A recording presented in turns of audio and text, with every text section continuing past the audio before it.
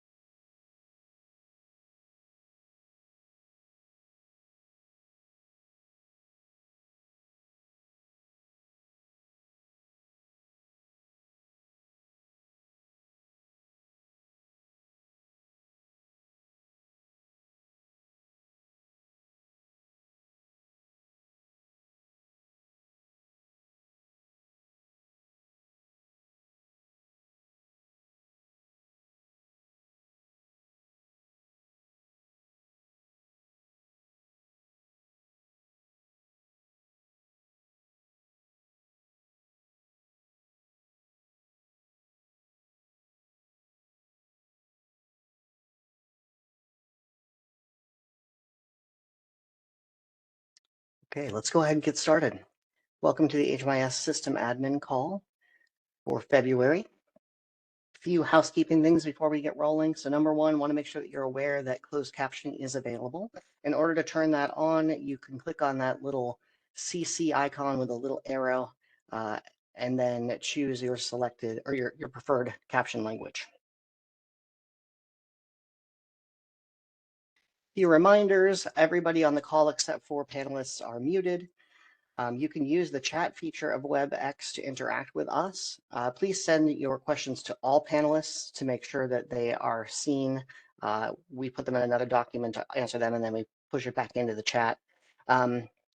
Sometimes we are several slides away from wherever your question generates from by the time we get back to it. So it's helpful if you can include slide numbers when you ask questions so that we can reference that and make sure we get you the best answer. And then there might be times when we ask you to follow up with an HMIS Ask a Question or AAQ.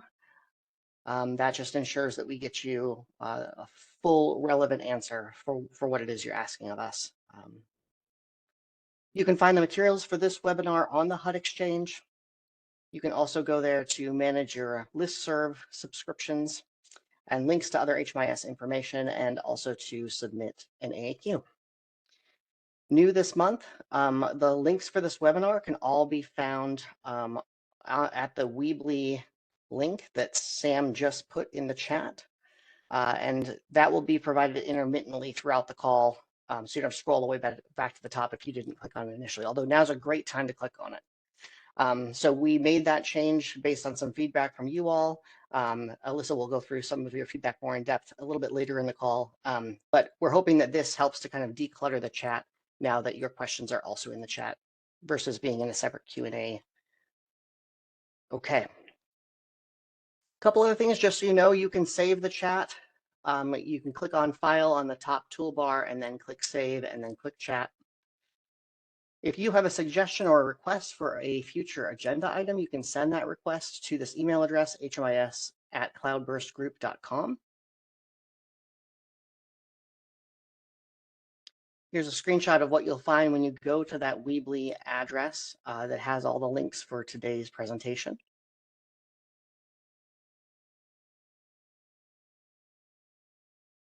If you're wondering if you should be on this call, here's the kinds of things that we talk about. The purpose of this call is to inform HMIS leads and system administrators of upcoming events, information, and changes to guidance.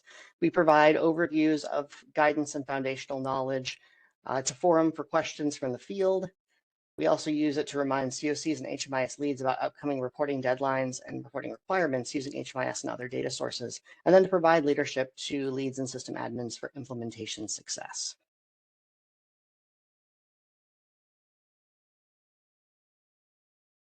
We will do our best to answer all of the questions that we received during the call. If you've asked a question that wasn't answered, we will stay on the call to answer as many questions as possible with the goal of getting to all of them using the chat feature. So if you stay on the call, you might be able to see your answer. That may not always be feasible due to the volume of questions or even just like the depth of the question. And you may be asked to submit an AAQ. When questions are answered verbally, we will summarize that answer and post it in the chat for your reference as well. All right. We have quite a few things on the agenda today, but I do think that they tend to be fairly brief. We are going to start out with sharing some information about how technical assistance works. This was again in response to some feedback that we got from you all in December, asking for some clarity around who we all are and how this all works. Then we'll get into announcements and reminders, a welcome to new administrators, reporting timelines, upcoming data events, a reminder about spring NHSDC. Then Eva's got some new guides available, and there are pit office hours coming up. Our deeper dive content, we will debrief the feedback that we got from all of you in December. Then we're going to talk about system performance measures. Then we will talk about people with lived expertise and experience products that are being released. And then there will be a section on data quality to improve system performance, which is also kind of a preview to a session that's being held at NHSDC in April. We will then move to Did You Know and talk about project setup a little bit and some of the things that can be really tricky about project setup. And then we're adding a new segment to this call called But Why. We realize that we often do things that seem really like counterintuitive or extra annoying or whatever it is, right? And you're thinking like, why would they do it that way? That's terrible. We're going to use that time to talk about why sometimes things happen the way that they do, to just give a little more transparency into what the process is on our side. All right. On the call today, we have Fran Ledger from the SNAPS office, they, them. I am Jesse Jorstad from APT, he, him. Alyssa Parrish, ICF, she, her. Joanne Dominich from CSH, she, her. Mary Schwartz from APT, she, her. Max Burns, Cloudburst, he, him. Meredith Allspa from PCL, she, her. Sam Kamiyama from APT, she, her. Shantae White from APT, she, her. And Miriam Carlone from APT, she, her. All right, so with that, I'm going to pass it over to Fran to talk a little bit about how technical assistance supports this webinar. Hi, everyone. Thank you so much for joining us today. I really appreciate your time. Based on that feedback, I wanted to talk a little bit about, like, at a really high level, how technical assistance works, and then kind of specific to this call. So just like a COC, ESG, funding, the way we manage that, we have a Community Compass Technical Assistance and Capacity Building program, NOFO. And we have firms that apply to that NOFO that have certain subject matter expertise that they're hoping that they'll be awarded funds and then can provide technical assistance. And specifically, we seek out in the SNAPS office firms that have subject matter expertise around data and performance, among other things, because we have TA providers that provide TA around the continuum of care work and around ESG. So we also seek out those that have data and performance experience. And so once that NOFO is over, we award firms and we enter into cooperative agreements with those firms to provide technical assistance.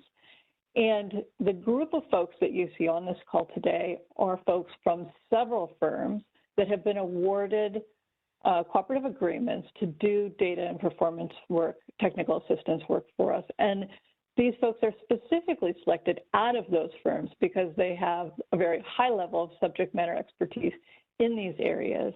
And they oversee projects that are very specific to the things that you're interested in, that is the domain of your work. So as HMIS system administrators, you may be doing very specifically things like today, we have Mary, a guest speaker, doing something on system performance measures. Mary is on here because of her expertise in that area. So she's a guest speaker that's coming in with subject matter expertise.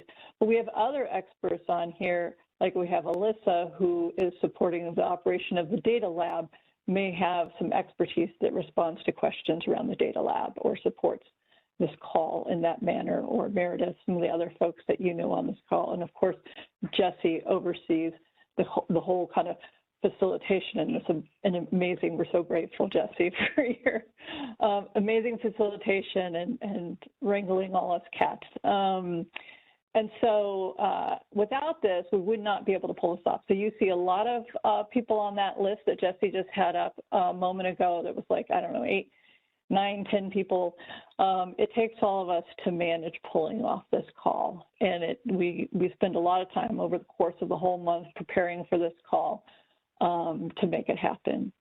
And then the second thing I wanted to talk to you about technical assistance is not only do we have the technical assistance that happens that pulls off this call, but we also have technical assistance that you may be more familiar with. The technical assistance that you often hear come up in this call is to ask a question. So if we couldn't get to a response during this call, we recommend that you seek out a response through Ask a Question through that portal. And so you see a link up there on the screen now. But there's also HUD regional teams that provide technical assistance, and those are trusted resources or points of contacts for COCs.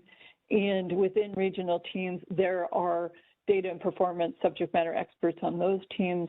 And then there's in-depth one-on-one technical assistance. So if you have a particular need, let's say that you were looking at doing a vendor transition, a software transition, or you were looking at doing a revamp of your coordinated entry data system or something like that, and you are looking at your policy, your privacy policy, and you wanted to make some adjustments to your privacy policy, you may seek out more in-depth one-on-one technical assistance, and you could submit a request for that. RTA providers also develop products, technical assistance products that are put out on the HUD Exchange. So that's the array of technical assistance available, and that is why you see the folks you see on this call from month to month and our guest speakers. So with that, I'm going to transition over to announcement and reminders, and then when I'm done, I'm happy to, Jesse, to take any verbal questions. So these are the kind of core resources as an HMIS system administrator we'd like you to be familiar with. These are things like the data standards, our kind of foundational data strategy. You can take a look at that and read up on it if you haven't seen it before. There are the lead webinar archives that you can go back to and take a look at, the tools. You can get familiar with comparable databases, and then also project setup tool, which you're going to hear a little bit about project setup later on. There's a whole tool you can read, and of course, EVA. With our reporting timeline for our monthly report, SSVF, timeline is March 1st to the 7th. For our quarterly reports, we have ESG CVs due April 30th, YHTP quarterly report round 4, 5, and 6 only April 30th, special NOFO quarterly report April 30th, and then ROI quarterly report quarter 2 updated period is April 5th, upload, period is April 15th through the 26th. You're going to hear more in just a moment about system performance measures, but that's February 12th through March 13th, so 13th is the deadline. And HICPIT submissions is tentatively will mid-March. And we wanted to start providing you with information about other things that you could be going to make sure you're aware of them, separate from this monthly call. So there's the PIT office hours that are coming up That's February 22nd at 1 p.m. Eastern. There's also SNOFO reporting office hours that's going to be announced in March, and then NHSDC is going to be in Kansas City. And you know, as things come up, we'll refresh this each month so you're aware. So I will talk about NHSDC more in a second. I also want to make you aware there's going to be a HUD Exchange listserv that's going to go out. It's about HMIS and IIS, Immunization Information System, data sharing and data partnership. There's going to be a survey that's going to go out.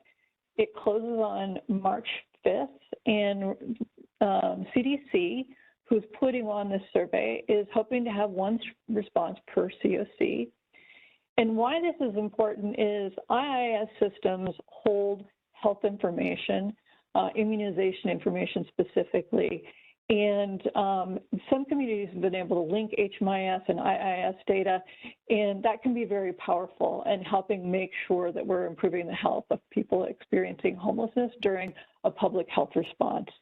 So if you have an opportunity and you're interested, I encourage you to go ahead and fill out that survey. NHSDC is April 10th through the 12th, Kansas City, Missouri. You can use your HMIS funds to attend if you have COC or ESG funds. And the registration is up there, and some of the sessions that HUD will be sponsoring are on this list here. And so encourage you to take a look at that, see if you have funds and if this would be of interest to you. Registration, I encourage you to go ahead and do registration as soon as you know that if you can do that, go ahead and do that registration sooner than later. I'm going to transfer this. Well, first, Jesse, was there any questions that I should respond to? Yeah, I just got this one. Will the IIS survey be sent to the COC contacts, or should we share it with the appropriate party to make sure our COC completes that? It's going to go out to the HMIS listserv, and the questions are really geared towards HMIS folks. But you may want to tell your COC contacts that you're completing it. It'll also go out on the vendor hub for vendors, so vendors have a survey to fill out too. It's a little slightly different, but it gets in the weeds pretty quickly. Thank you, Fran. Okay, Okay. I'll hand it over. Thank you, appreciate that. Let's go to Sam for a moment with an update on EVA. Yeah, so there are new quick start guides available in EVA. The first is the Upload HMIS Data Quick Start Guide.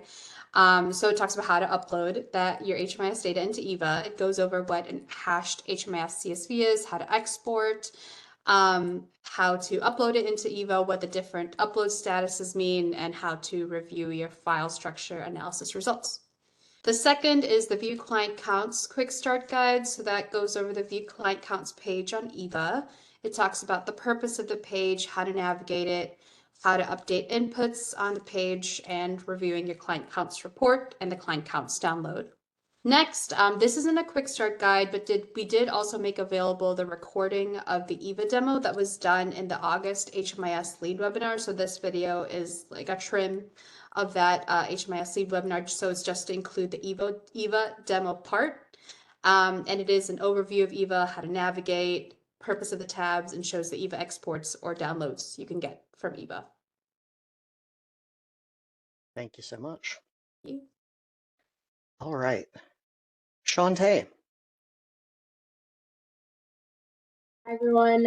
Thanks so much, Jesse and the team, for having me pop on to talk about the point in time count office hours that are occurring tomorrow at 1 p.m. Eastern. During this call, we will feature an HDX 2.0 pre-recorded demonstration that will also later be available on the HUD Exchange, as well as the office hours recording. We have recently published that recording gender one-pager for the 2024 PIT that's available on the HUD Exchange, as well as another resource tool for reporting the PIT and HIG data in HDX 2.0. In March, we will also be hosting our call on March 14th, where we will continue to answer questions about the HDX 2.0, but also talk about the other reporting tools, such as your extrapolation tool. Should you have any policy questions, please send them to that email listed on the screen. And if you need information about how to access the Pitt Count office hours webinar tomorrow in the event that you did not receive that listserv, please let us know and we will be sure to enter that link into the chat. Thank you. Thanks so much, Shantae.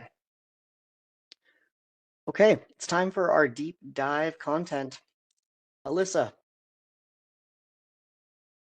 All right. Hi, everyone. Happy Wednesday. Thanks so much for joining us today. So we wanted to provide some background and debrief on the feedback that you all gave us back in December. So we did spend quite a bit of time reviewing all of the comments and really thinking through what the keywords were, what we were really getting back from the feedback, and the estimated level of effort it would take to implement any given recommendation.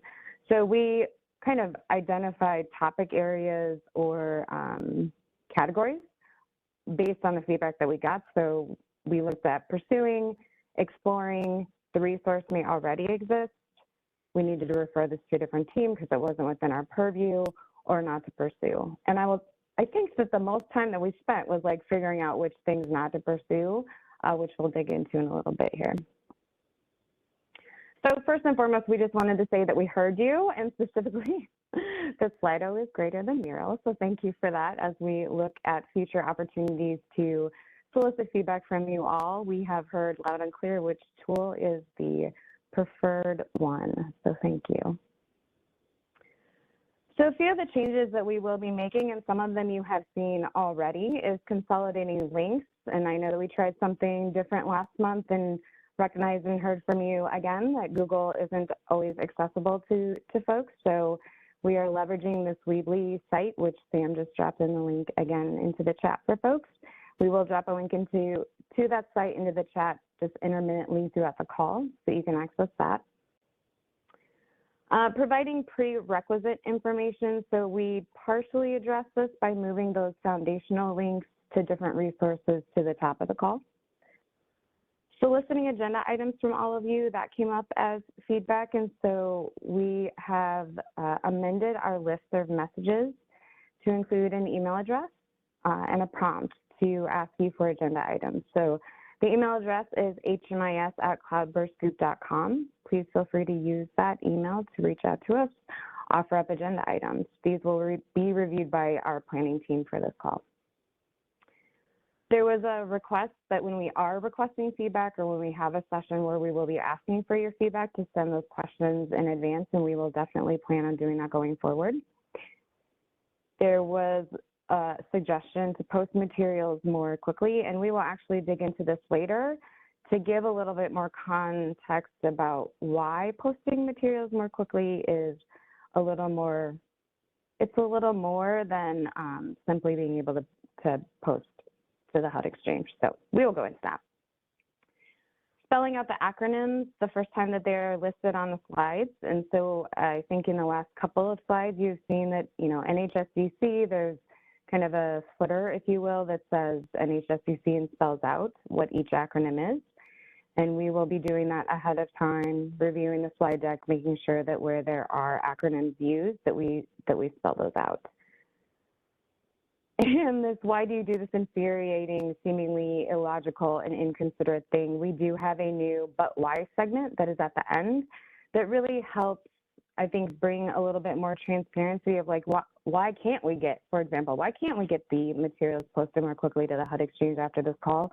The but why today is actually specifically around that. So hopefully, you know, it's not necessarily going to solve that, but I think it gives a little bit more of the reason why, which may or may not be helpful. Oops. So changes we are looking into, one of them is a calendar invite. We are looking into this. The exact functionality that is being asked isn't necessarily feasible because it would require you all to register for this call every single month, which feels more burdensome than joining a link every month, but we think we have found an alternative, so stay tuned for that.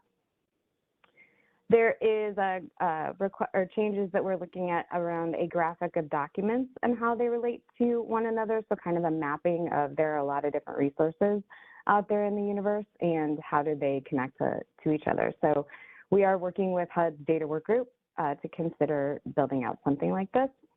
And then more guest speakers, which, you know, there's the HMIS at cloudburstgroup.com email that you can leverage to reach out to offer up agenda topics, to offer up, you know, great things that are going on in your community that you'd like to present on this call, those kind of things. And as Fran mentioned, we do have folks that come in with specific subject matter expertise into the different calls over the month. So some recommended topics that came up for these calls in the near future or some point in the future. Data quality was one, and today is that day. And it is a frequent topic, and I don't think this will be the only time that we will talk about this, but Joanne is here today with us to talk specifically around data quality. There was an ask for a better understanding or a clear understanding of the HMIS and comparable database vendor relationship and how HUD and HUD TA support the vendors and provide accountability and feedback loop mechanisms and continuous quality improvement. So that is potentially a future topic. There was how HUD uses data, so how that data is used to create the annual homeless assessment report, or the AHAR, and the trends that are identified. There's governance, or, you know, clarifying roles, responsibilities, and decision-making structures. So providing effective strategies, solutions, examples of communities that have really done a lot of work to clarify those roles and responsibilities. There were several comments about having some more content around victim service providers and comparable databases. So supporting victim services providers in identifying what a comparable database is, leveraging those databases at the local level, and supporting VSPs and comparable databases.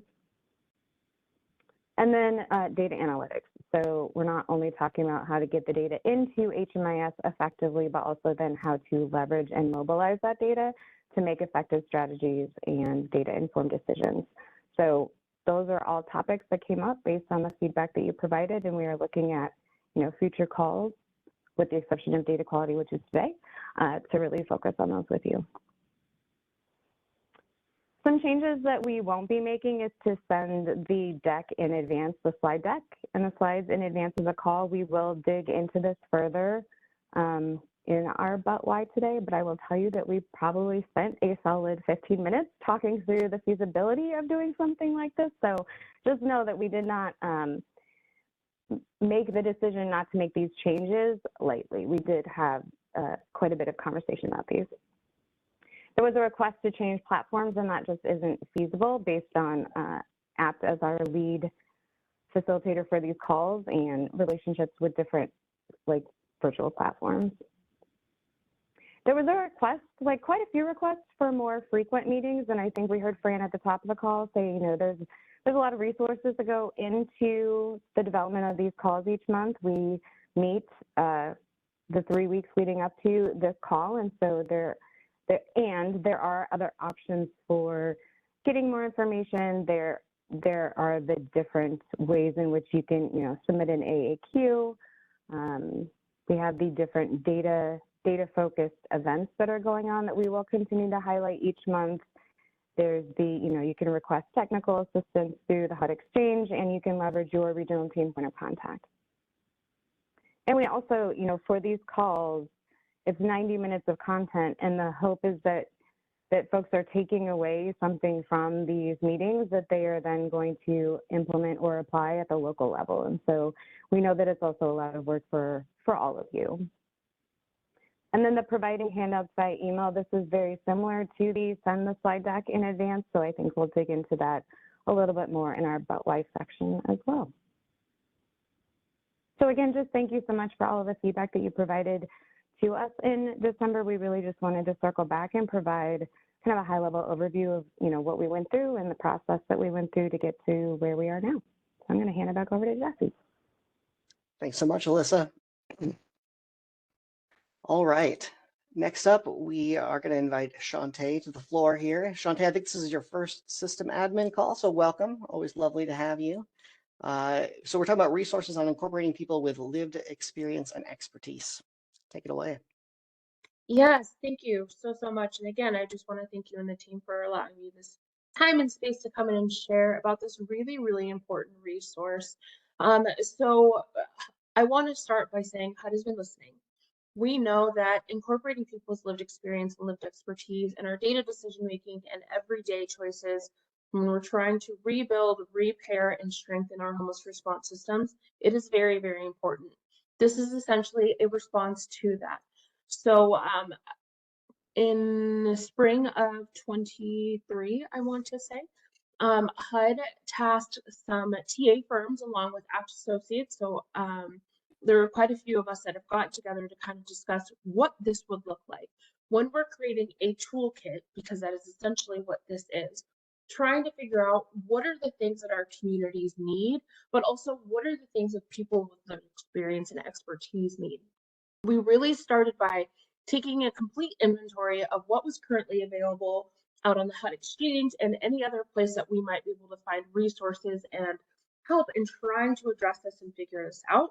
And in doing so, we came up with this toolkit. I would like to say that this toolkit is in its final stages where it's being formatted, and it will be released on the HUD Exchange very soon. Please be sure to sign up for the listserv emails so that you can receive when that's been released. And again, this was co-designed and developed as a toolkit with TA firms, including persons with lived experience and expertise, where we took in feedback, we took in inventory of what currently exists, what does not exist, and where do we need to go? What are the things that people are needing? And then we want to also kind of take a moment to break down what does this toolkit include. So it includes a recruitment and compensation piece. We talk about information and guidance on how to partner on a data project with supplemental resource, thinking about orientation and onboarding slide decks and how those might be helpful for you in your roles, and how those will be helpful in onboarding and bringing people with lived experience and expertise into these conversations. And again, adding in another resource to this is a recruitment worksheet where you can kind of utilize this worksheet to kind of work through some questions with the COC as an HMIS person, as a person with lived experience and expertise, and figuring out what are these roles and responsibilities? What are we asking each other to do? And what are the things that we all need to be successful in our roles and supporting each other? Next slide, please. So one of the first things we wanted to do is provide this snapshot and kind of highlight. So this is part of the document within the toolkit for recruitment and compensation. It provides guidance on roles, description, duties, and compensation range, ways to receive compensation. And in this document, it also talks about questions on engagement expectations for the COC. What you see on the screen right now is part of it, where we're talking about what does it look like to hold a specific role. And when we're saying these roles, what do these roles mean? Meaning, what do they look like? What might they be doing in these roles? And what is this compensation range? I also want to say that the compensation ranges isn't something that we all just kind of came up with. We did, again, extensive research in figuring out what's the most appropriate based off of roles, ranges, responsibilities, and a lot of it's, not a lot, but part of this information came from the U.S. Bureau of Statistics, and making sure that we're aligning with those compensation ranges as well. Next slide. So this next slide is another snapshot from the recruitment and compensation range, where in this part of the document we talk about guidance on roles and compensation range by HUD region. We tried to break it down and break it out for you all like that because it will look different based on where you are. And what are some different ways to provide compensation? I would like to say in a lot of conversations with communities, it's typically the let's get a gift card going or let's pay someone with a check. Those might not be the most equitable, but also reasonable or desired ways to be paid for their time and expertise in whatever conversations and roles that you have folks filling. So we hope that when this document gets released, you take a moment to really go through it and figure out what are the compensation ranges look like? What are some other ways that we might figure out how to ensure that we are compensating people adequately and equitably? And also just figuring out what are some of the questions that you or you may not be answering for yourself, for your COC in your role, and as well as the role of persons with lived experience and expertise. Next slide, please. Oh, and that's it. Sorry, I went through that a little bit quicker than I expected to. No worries. I think we got everything that we needed. I'm not seeing any questions that we need to address with you, so you're good to go, Shantae. Thank you. Thanks. Okay, next up, Mary Schwartz, talk to us about system performance measures. I shall love to talk to you about system performance measures. Here we go. Hi, y'all. Good to see you. Thank you for having me. Next slide. So they opened, last time I talked, we weren't quite sure the date, but February 12th became the date, and it closes March. Oh, I can do my own slides, can't I? Never mind, I'm doing it. Maybe. Okay, so we open February 12th, we'll close March 13th at 6 p.m. Eastern. So set your schedules accordingly. We already have, I'm going to go through some submission statuses, but people are getting in there and getting things submitted. So now's the time. Remember, you can choose to resubmit fiscal year 22 data, and you have to submit fiscal year 23 data. So I'm going to go through those instructions real quick. We did put out submission guidance on the HUD Exchange. Programming specifications are there and have been already for a while on the HUD Exchange.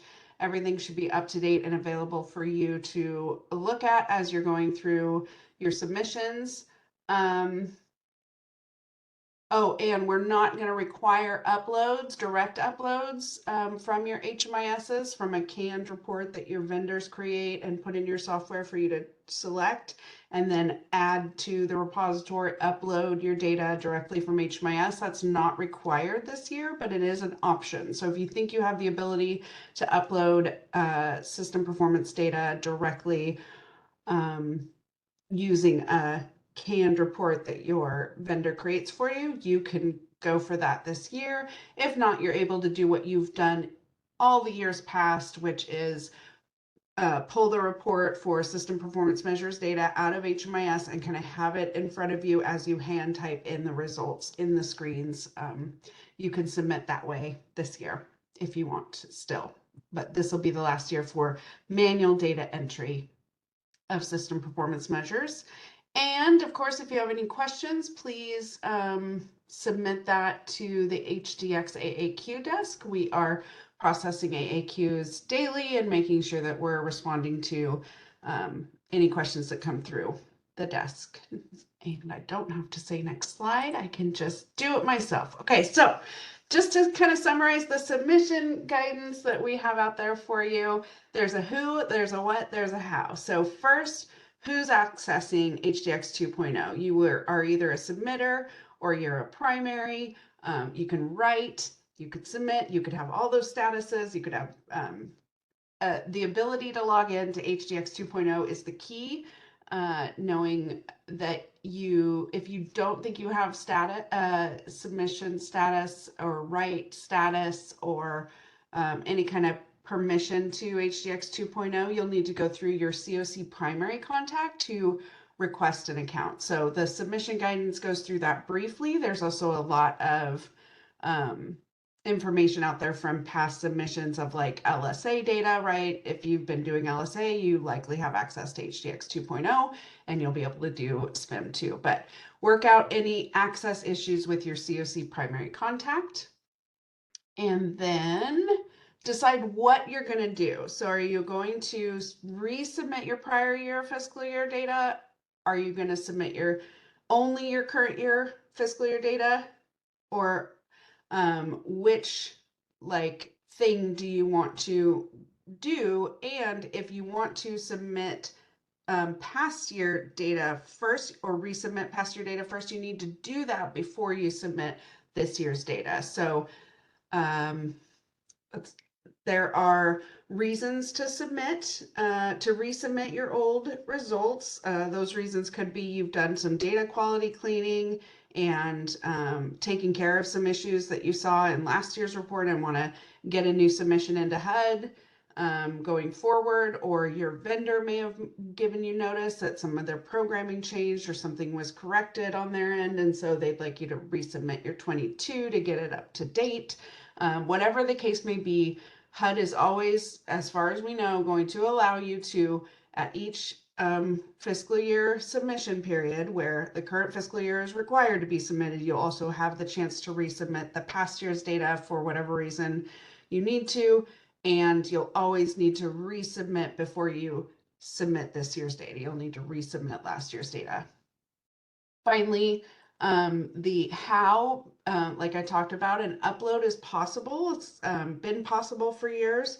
Your vendors might have had an upload capability for you where it would just put all those numbers in the correct format. It's a CSV file, and you would just export that and immediately upload it, and it would put all the data in to the fields for you. Or you can, as in years past, still pull out your results in the table shells, the canned SPMs that are available across all HMIS software, and hand data enter your results into the screens.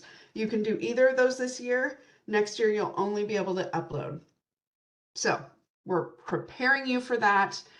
Specifications have been provided to the HMIS vendors for the upload, but they are, again, not required to comply with those specifications until next year's submission time. So if you are able to do it, great. And if there isn't a report for you to upload, then you'll need to do the manual data entry. So that's the next set of choices you make, is how you're going to enter the data or upload the data to the system.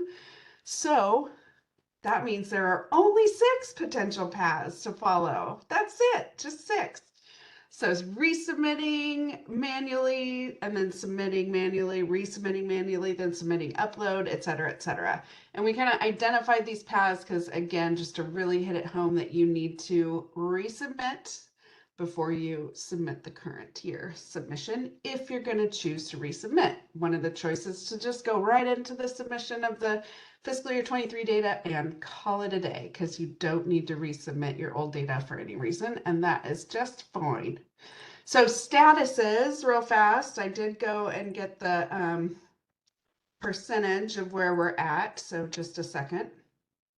Okay, so resubmissions. So just so everyone knows, we had 389 submissions in fiscal year 22, 389 COCs submitted successful system performance measures in 22. So that's the denominator that I'm going with here.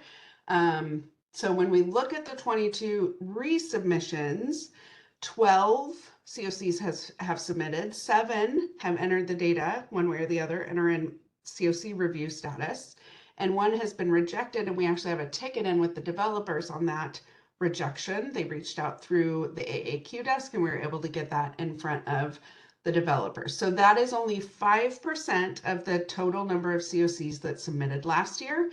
12 plus 7 plus 1, 20, divided by 3, 89, 12, 5%, 5%. For 2023, it's actually gone up to 8, not 7, so 8 files as of this moment are in rejected status. I'm going to go through real quick what those statuses are. 41 need COC review, so all the data has been entered or uploaded successfully, and it just needs to have COC review and be submitted.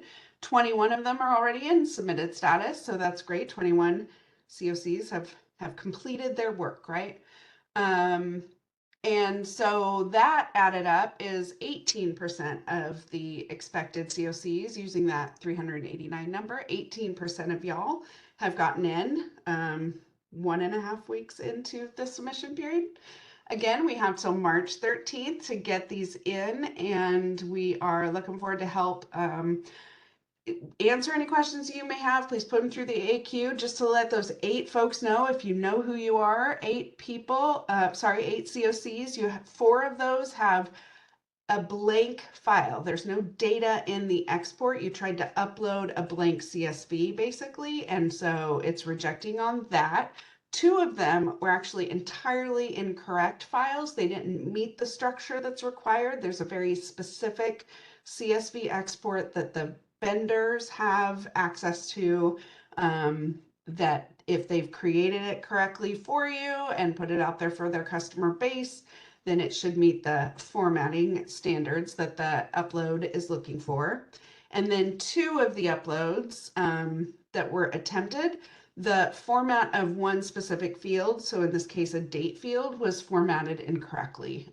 This is a very familiar rejection for those of you that do system performance. SSVFs, supportive services for veterans families. Uploads monthly, or RI uploads, runaway homeless youth uploads. CSV specifications need to have very specific date format, and that is defined in any specification that an upload system uses. And if that's not followed, it can reject the file. So again, if you have any questions, issues, needs you need addressed, an HDX AAQ is the quickest way to go about that.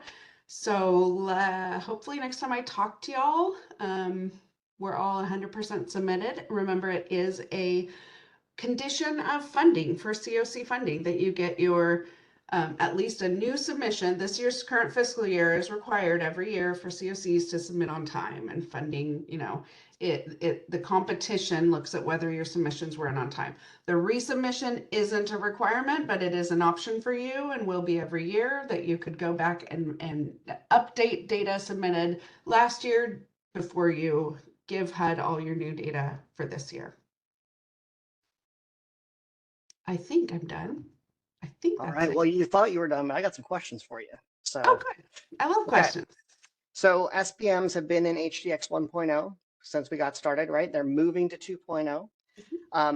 Are any of those older submissions going to be brought into 2.0, or are they just going to hang out there? Okay. They're just going to stay in 1.0. And remember, we put together a Tableau file of all the data every year, and that's out on public Tableau space. Also, a link to that is on HUD Exchange. And we put all of the data that you've submitted into an Excel workbook going back all the way to 2015. So there are 8, that makes 8 tabs. We'll add the 9th tab this year of data that y'all have submitted. So we did not migrate any of your old data over to the new system. We know that it's already out there for you, and also you generated that data from your HMIS. So it's in your HMIS too, what data you've submitted in the past years. Perfect. What would be an indication that a community might want to resubmit? Is HUD recommending people resubmit? If there's no reason to think that there were any provider data issues, is resubmitting not recommended? Like, what's the story here, Mary? It is definitely not required. HUD doesn't have an opinion on whether you do or don't, so it's neither recommended nor not recommended. Do it if you want to. Again, if somebody somewhere along your chain of command, or whatever you want to call it, from HMIS vendor through HMIS lead through COC lead, whatever, if somebody said, hey, this one or multiple data points that we gave to HUD last year at this time as our final submission have now changed for whatever reason, it's just your opportunity to update the data. So if you go and look at that Tableau, you will see that we look at the data year over year over year. That's a way to see longitudinal trends and improvements. If you want that data point from last year to be updated, resubmit. And if you don't need it to, don't want it to, it didn't change, don't resubmit, just submit. Sounds great. Thanks so much, Mary. We got some questions for you waiting in the tracking document, so something for you to look forward to. Later. Great. Bye. Okay, Joanne, let's talk about data quality for system improvement. Awesome. Hi, everybody. My name is Joanne Domenech, and I am going to talk to you about data quality for a little bit. And I know that data quality is not the sexiest topic. And I know that when I was a system administrator and HMIS project manager, I heard the words data quality and I went and got a real big mug of coffee, and it tended to be followed up by a lot of hours on the computer and a possible headache. But I didn't come here to bum you out. Once you look beyond that, you start seeing data quality as just more than just data quality. It's a key piece for you in order for you to be able to use data, to understand and improve services. And that made it worth it for me. And that's what I'm here to talk to you a little bit about. So if we can go to the next slide. So normally, when you talk about data quality, this is a common slide you see. This is where a lot of the emphasis is put on, but it's not where I want to start. I want to start with the why. And so we'll come back to this slide because it's important. But if we can move to the next slide, Jesse. So why? Why are we putting all of this work into having a well-functioning HMIS with good data quality, and what is at the heart of that? So I'll talk about a few points. One is that your story is told through the data that you are submitting. HMIS exists and does a lot of things, but it exists specifically to produce the AHAR, which is how we report to Congress and how they see our performance. And so you want to ask to yourself, is your data reflecting what is truly happening with your community? Is it the complete story? And so that's one of the reasons. Another reason, which I tend to really love, is that having quality data lets you interrogate your system with more confidence. So when you're looking at your system and looking at improving services, looking at using data for making data-informed decision-making, you have more confidence knowing that you have good data quality. I'll make a parenthesis there and say that just because your data you might think is slightly up doesn't mean you don't want to use it. I think that those things go hand in hand. The more that you use it, the better it gets. But at the same time, you want to continue working on data quality so that you feel confident when using data. And so there's a lot of other ways in which data quality is super important. But I'm hoping that I'm getting you to a point that you're, okay, so I'm hearing you, data quality is important, and I want to have good data quality. Tell me how to get there. And so that's where that initial slide comes in. And if we can go to the next slide. And we only have a few slides in a few minutes, so there's no way that I can tell you all of the ways in which you can better data quality, but we'll do, just for people that are newer and just to get us started, we'll go and talk briefly about it. So in a nutshell, in its simplest way, data quality refers to the reliability and comprehensiveness of the community's data. And so usually we have a few components. We'll talk about 3 of them here. And so it's timeliness, completeness, and accuracy. So timeliness being the degree to which data is collected and available when it's needed. So do you have access to the data when you need it? Completeness, which tends to be one that there's a lot of emphasis into, is the degree into which the required data is known and documented. And so as part of completeness, you have coverage and you also have utilization. And then you have the one that is slightly a little bit harder to measure. So that's accuracy. And so accuracy is when you look at what's happening in your system and you look at your HMIS, is your data reflective of the real world, of what's currently happening? And so there's a lot of ways to check this. There's a really cool tool, which is the HMIS CSV data quality tool that will help you do some logic related issues. Sometimes you stump on it randomly doing a check where you're just like, this does not make any sense. How can this be? And so those are some more random ways in which we kind of look at accuracy. And so there are tools available and won't expand a lot of them. But if we can go to the next slide. So Yeah, just one thing I wanted to mention. Yeah. So the HMIS CSV data quality tool has actually been replaced by EVA. And so that original tool is no longer supported. So, but all the same functionality is in EVA and it's way easier to use. And then I also wanted to mention at the top of the call, we said that we would ask you the questions that we're asking for feedback in advance. And that's true. But for today, although I'm going to try to be sneaky and be like, in 2 slides, so you have a little bit of time to think, we're going to ask you a question about what you would want to hear about regarding data quality. So that question's coming, and in the future, we'll actually ask you ahead of the call. All right. Yeah.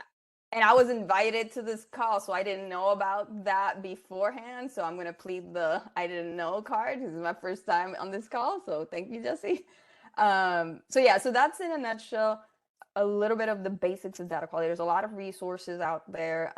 If you go to the HUD Exchange and HCC, all of those places have a lot of information, and I'll talk a little bit about a session that we're doing later on. So we can go to the next slide, Jesse. So you're fast forwarding in time. You've been working on data quality. Your data is timely. You've used EVA, did some logic checks. It's looking good. And boom, your completion rate is, oh, we'll go to the one before that. Sorry, Jesse. And your completion rate is 95%. Boom. Is that it? Does this mean that you have achieved good data quality? And so although we put a lot of emphasis in this, and that is really, really, really good, and it takes a lot of work to get there, it does not necessarily mean that you're done and that you have quality data. The ultimate goal is being able to reflect what is happening in your community. It's telling the complete story, and sometimes that means more than having good completion rates. Sometimes, quality can be impacted in other ways. For example, in the back end, in the way that projects are either set up or not set up. I'll give you an example. A project begins operating in a COC, but the HMIS is not aware that the project has started and they have not set it up and not added into HMIS or have the correct PDDEs, then the data is not captured. And this is a scenario that, although in paper you have completeness 95, you still don't necessarily have quality data. And so these are some of the things that we'll be talking and expanding around in our NHSDC session. And now we can go to the next slide. And so what we're hoping is to address more of these in this session, talking about what is the impact of having good data quality? How does that help participants? How does it help local and national efforts to end homelessness? Because that's kind of what we're all trying to do. And we'll talk more about the tools and resources that are available to help you get better data quality. And so this is kind of our starting page, hearing that this is a topic of interest and starting to develop content for you all. But we also did want to ask you that if you had specifics that you wanted to know about, since we let you know with so much time, 2 slides ahead of time, to please let us know. And so there'll be a link to a Slido, because Slido better than Mural, where you can put that in there, and we will be using those to continue building on this session. Yeah. And with that, thank you for your time and the work that you do, and it was great being here. Thanks, Joanne. Really appreciate you coming to our call today and presenting this information. You should have seen the Slido pop up in kind of the chat area of your web application. So you should be able to submit your answers there. Or Sam has put a link in the chat if you're having trouble accessing it within the application. So we'll just give that a moment or two.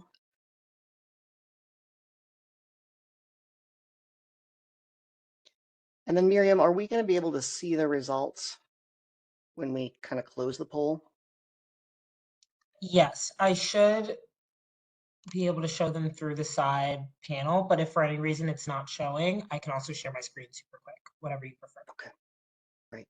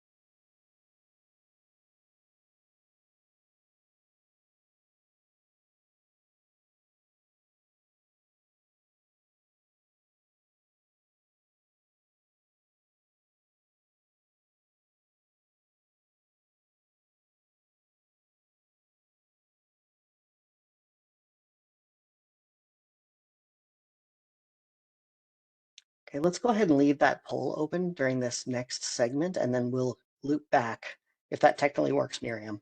Yes, it does. Perfect. Okay, with that, Sam, let's talk about project setup. I'm muted. Thanks, Jesse. So next up is our Did You Know section. So this section just goes over some of the questions that we've been seeing come up either through the AAQ or through other avenues. And today we're just going to go over some general guidance around project setup. So first, let's go over the terms, programs, components, and projects. In HMIS, a program refers to the federal funding source. So that could be the VA, COC, ESG, et cetera, et cetera. Components are the categories of funding that are available under that program. Maybe that's a permanent housing component, that could be supportive services only, transitional housing. And then a project refers to a group of activities that funds a component type, or that provides services and or housing to clients, sorry. So as an example, HUD COC is a specific funding source that funds a component type of permanent housing. And under that component are two specific project types, rapid rehousing and permanent supportive housing. So for example, you could have a project that is like the YWCA rapid rehousing for families.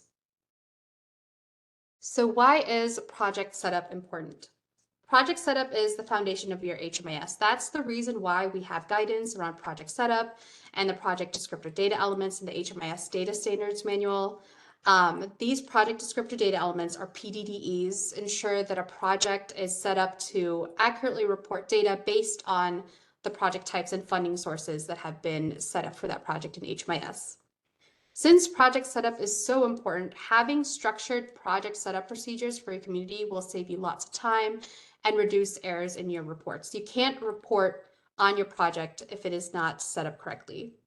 So always consider reporting implications with initial project setup or maybe any changes that you make to a project setup. That could be implications on your system level reports like LSA and SPMs, the HIC. That could be project level reports like the CAPER and APR. It could even be locally determined reports like your prioritization list, or maybe you have a report that is requested regularly by your COC board. So we have this nice graphic that Meredith made. It shows kind of the timeline of your project setup. So you have your project design, then you have your funding award, and then based on your funding award, you set up your projects in HMIS. Then you're able to collect data into those projects that you have set up, and then you report out that data. Again, reports are programmed to know which data to pull based on how a project is set up. So any errors that are done at the HMIS setup point of this kind of timeline cannot be fixed at the point of reporting. So here we have the different HMIS manuals by program, by funder, the alphabet soup. So each of the federal partners that you use HMIS have an HMIS manual. These manuals detail all the project setup requirements, if there are any special data collection requirements, special reporting requirements that HMIS needs to know to properly set up each project, collect data, etc. Of course, these manuals are always to be referenced in conjunction with the HMIS data standards manual.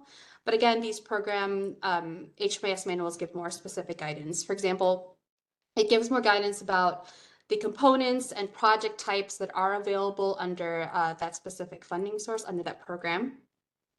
So on this slide is actually an example of a table that you will see in these HMIS manuals that were program specific, and it crosswalks the components within that program and the corresponding HMIS project type.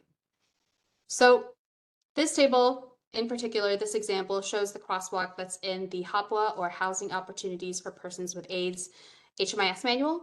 So you can see here on the left-hand side in the first column, those are the components that are available within that program, within the funder, and then the corresponding project types that for those specific components. For example, if we look at the first line, you have the permanent housing, tenant-based rental assistance, or TBRA component, and in HMIS, a project that is under that component would be typed as a permanent supportive housing project. So in the AAQs, we've gotten a bunch of questions about what kind of project type a project should be.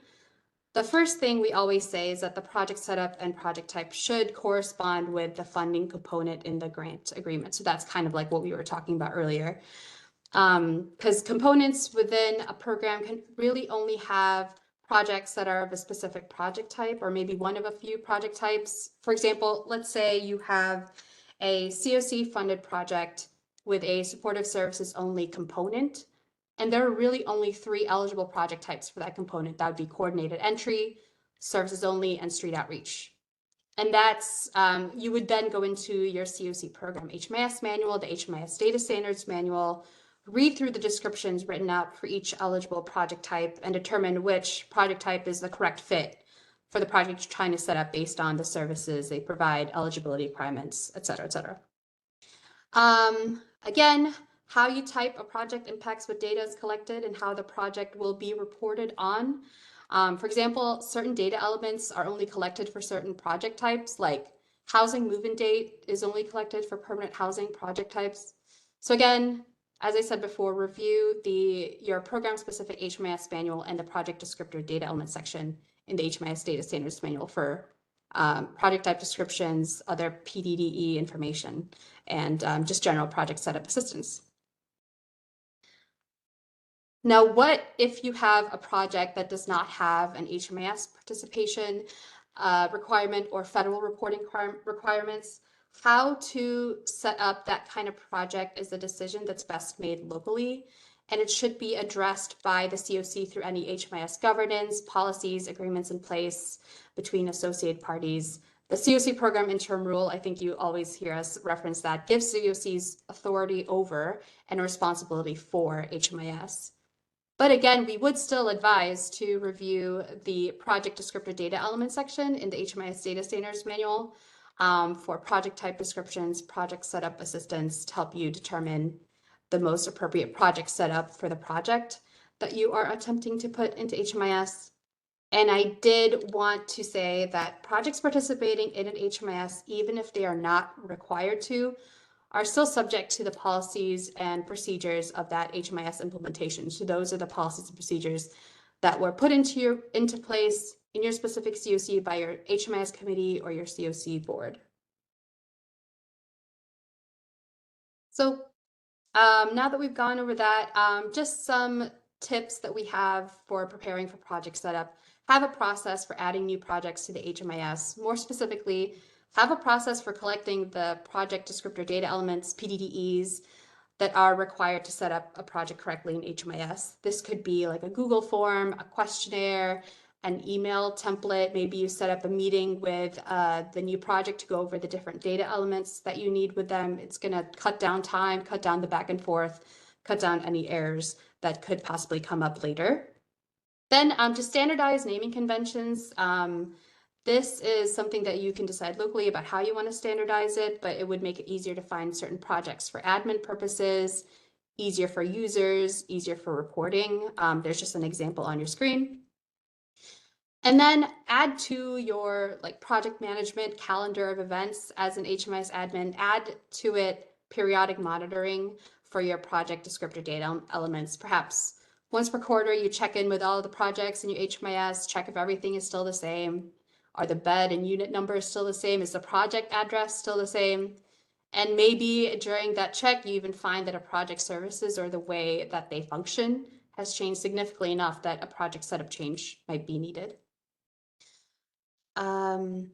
Before I go on, are there any questions I should answer?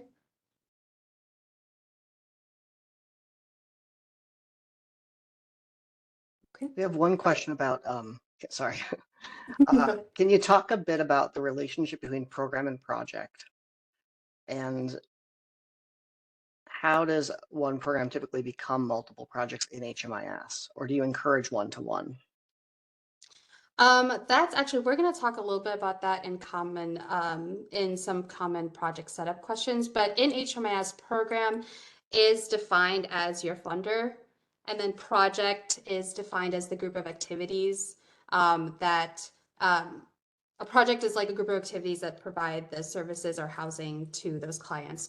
So you could have a project that is funded by a specific program under a specific component and really dependent on what services they provide, eligibility requirements.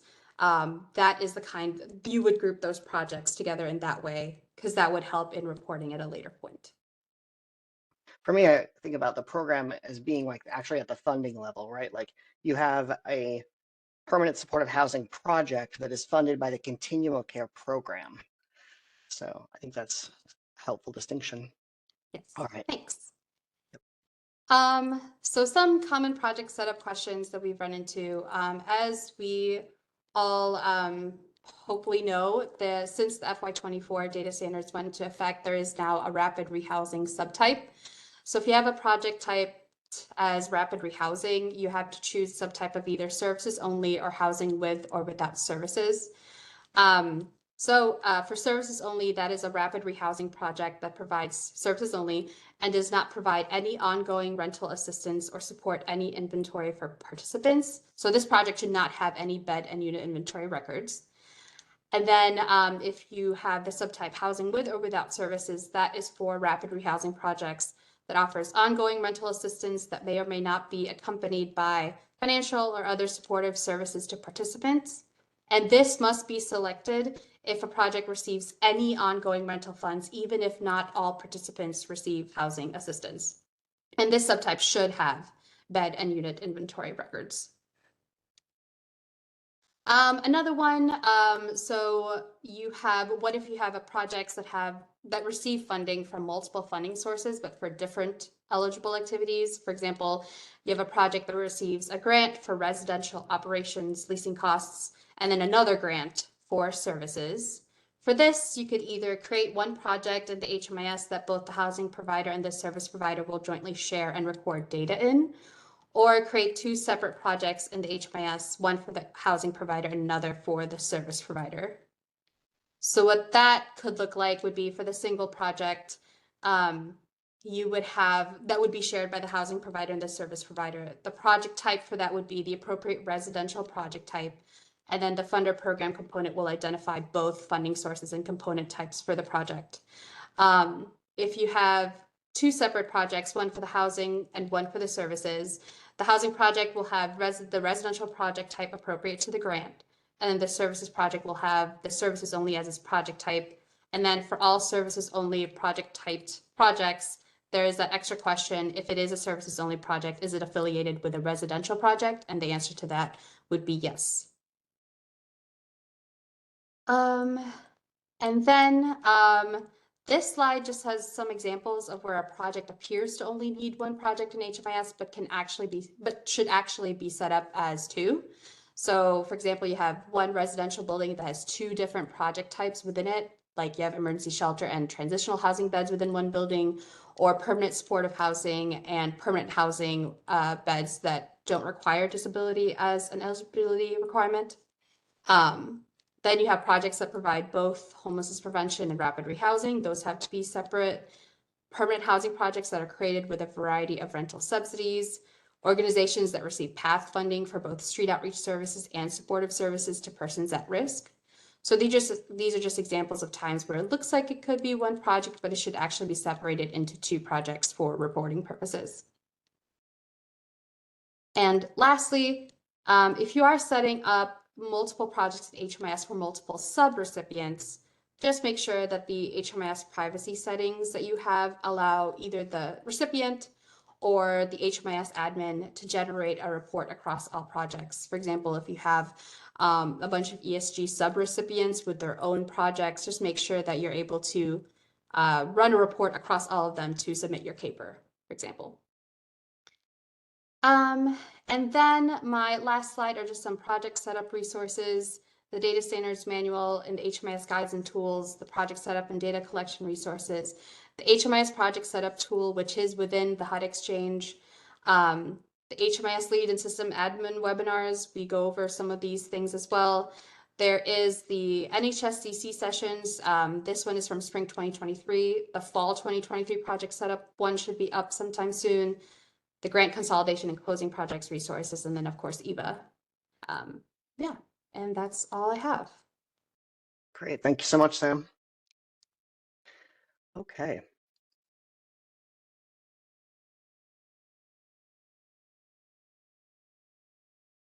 All right, so now time for our new segment about why we do the things that we do and why it takes materials a long time to post and why we can't provide the decks in advance, despite the fact that we talked about if there's any way to make that happen. So that last point first, these slide decks get solidified sometimes 10 minutes ahead of the call because there is information that is flowing really fast and we're waiting for a listserv to come out, or we just got pinged from somebody who's working on a project with the latest information, and we think that that's really valuable because we won't see you for another month. So we want to give you all the information that we have in the freshest way, if you will. So that's one of the challenges with trying to publish something ahead of time. The other thing is that the question and answer document that we publish after these calls has to go through a number of different steps to be ready to publish. So one, we go through and consolidate. We get rid of questions that are duplicative, or maybe they're just like so overly specific that if somebody were to read it and didn't attend the call, it would just kind of cause some confusion. We also try to take some time to clarify the answers and make sure that's very explicit. We confirm with each other that the answers are correct, and then we format all that information for you all. The slide deck, we have to go through and create alternate text for every one of the slides to make sure that it's readable by a screen reader. And then the transcript has to be edited. So it is automatically generated, but there are a lot of times when the software misunderstands what it is that we're saying, especially because there are so many acronyms. So that's a time-intensive process as well. And then the last step we go through is for 508 compliance. So everything that is published on the HUD Exchange has to be compliant with 508, which are some requirements around making sure that documents are accessible to people with certain visual impairments. So that can take a few days, sometimes a little bit longer if there are competing documents that are also trying to move through that process, right? So it does take some time. We are going to try to make some adjustments, though, to try to get things out more quickly. Because the transcript and slide deck do take longer, we're going to try to get the Q&A moving faster and potentially post that ahead of the recording. We will wait to send a listserv to let you know that the materials are available until everything is posted. But it could be that a few of these things get ready before everything is ready and the actual listserv comes out. So keep an eye on that. It's not because we don't realize that the information is urgent or that we're just taking our sweet time. It's a lot to coordinate on our end. This is also why it would be difficult for us to do something like provide handouts for this call. Because again, everything that goes on the HUD Exchange, it requires HUD approval, it requires 508 compliance, all these things. Sometimes to get HUD approval, it requires like the review of a legal team, right? Like all that information has to be super, super accurate and clear and whatnot. So those are some of the reasons why these things take some time. We appreciate your patience and your interest in the materials, and we will try to move things along as quickly as possible. All right, so here are some of the most recent things that have been published, links to those things. The latest one is the Unsheltered and Rural Special NOFO reporting requirements. And then Meredith, I feel kind of bad because you didn't actually have a slot on the call this time. So I wanted to call you forward. I had a question for you, not super HMIS related. Yeah, Thanks, so I'm just Jesse. wondering, like, do you have any thoughts on if you were in California, like where the best place would be to get dental care? I don't know. You're going to wish you didn't know as soon as I tell you. Okay. It's Los Angeles. Los Angeles. Los Angeles. Yep, there we go. All Thank right, you. we do this every month, third Wednesday of the month. So we hope to see you back here. We'll stay on the call for a little bit here, just off camera and on mute to finish up any questions that we didn't get to, and we'll get those in the chat for you. Thanks so much for attending today. I hope you enjoy the rest of your Wednesday.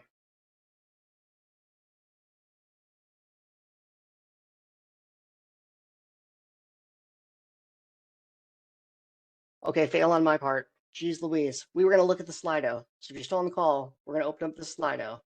Miriam? No problem. Let me go ahead and close voting. And I'm just going to share my screen really quick. Perfect. One other thing is that we'll summarize this information and we'll publish it along with the rest of the webinar material so that you can peruse it as well. Let's see. So there's about 4 pages. So just give me your cues and I will follow along with you, Jesse. All right. So some folks that like all this information is helpful because they're really new. Information about overlapping enrollments and ways to improve that data quality. How often the service provider is interacting with the client and referrals. How do you actually measure accuracy on a large scale? Another person wanting to dig into accuracy. How to explain the importance of specific assessment questions. Will there be standardized benchmarks in the future? How to get agencies or users to care about data quality. The easiest way to organize the EVA report so that the user can go back and edit the errors. Right, a little further down there. There we go. Okay, and how do you know if you're doing a good job? How do we know if things are right? How to ensure year-round data quality. So yeah, just like incorporating it into your process. That's great. So we'll review all of these things. We'll create a summary and we will send that out with the rest of the materials. Thanks, everybody.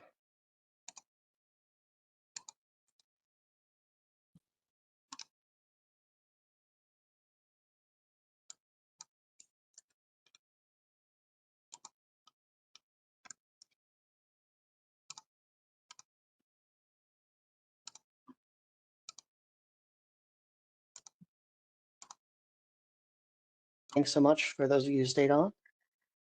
We will head over to the end of the call practice room. Thanks, everybody.